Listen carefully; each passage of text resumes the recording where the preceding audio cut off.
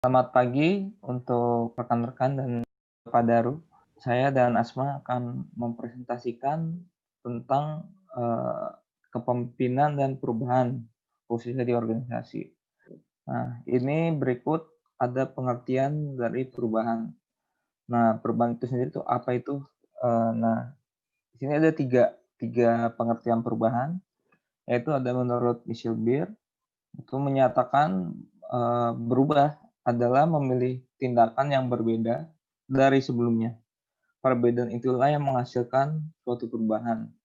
Lalu juga ada Winardi yang menyatakan bahwa perubahan organisasi adalah tindakan beralihnya suatu organisasi dari kondisi yang berlaku kini atau sekarang, lalu akan menuju ke kondisi masa yang akan datang menurut yang diinginkan guna meningkatkan efektivitas.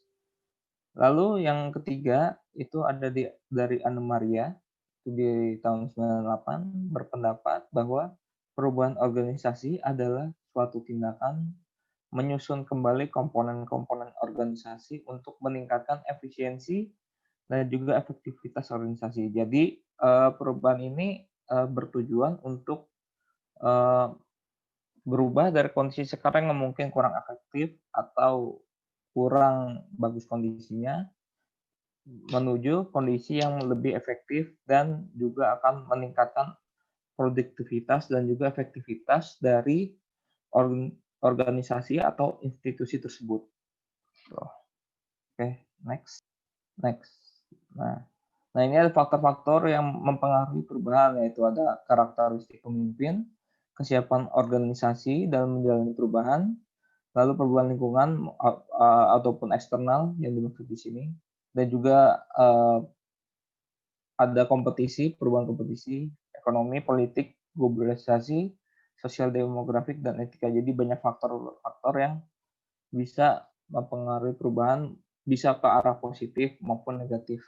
Jadi tergantung juga dari karakter pemimpinnya itu apakah bisa melewati faktor negatif untuk bertahan dan merubahnya ke arah positif. Untuk selanjutnya mungkin akan dijelaskan oleh Asma. Terima kasih Mas Kris. Selanjutnya ada langkah-langkah yang harus dilakukan oleh pemimpin dalam melakukan perubahan. Nah, yang pertama ini ada envisioning atau memimpikan. Jadi seorang pemimpin itu harus memimpikan bagaimana perubahan yang akan dia lakukan.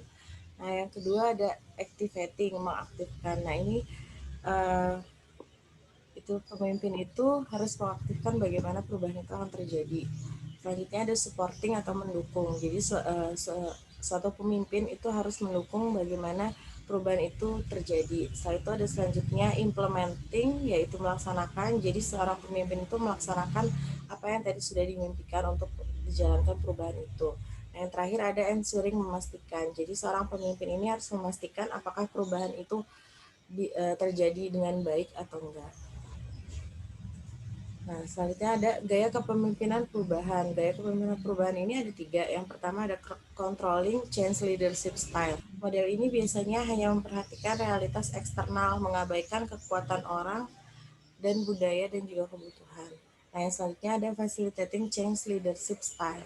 Nah, pemimpin yang fasilitas ini memperhatikan realitas internal dan eksternal apabila mereka mendesain dan memfasilitasi proses transformasi dan mengubah rencana apabila diperlukan. Yang ketiga ada self-organizing change leadership style. Gaya kepemimpinan ini memelihara kondisi untuk transformasi di dalam organisasi, tetapi memberikan kesempatan desain aktual fasilitas proses perubahan muncul dari organisasi itu. Jadi ketiga gaya kepemimpinan ini ditujukan untuk gaya kepemimpinan yang transformasional. Nah, peran pemimpin perubahan ini ada 8. Yang pertama, menciptakan hubungan kerja yang efektif. Yang kedua, ada pergeseran fungsi manajer. Yang ketiga, memimpin dengan contoh. Yang keempat, mempengaruhi orang lain. Yang kelima, mengembangkan kerjasama tim atau teamwork.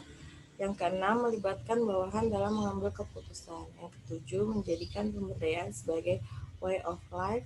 Yang kedelapan, ada membangun komitmen dari segenap stakeholder organisasi. Sekian presentasi dari kelompok kami, kurang lebihnya mohon maaf.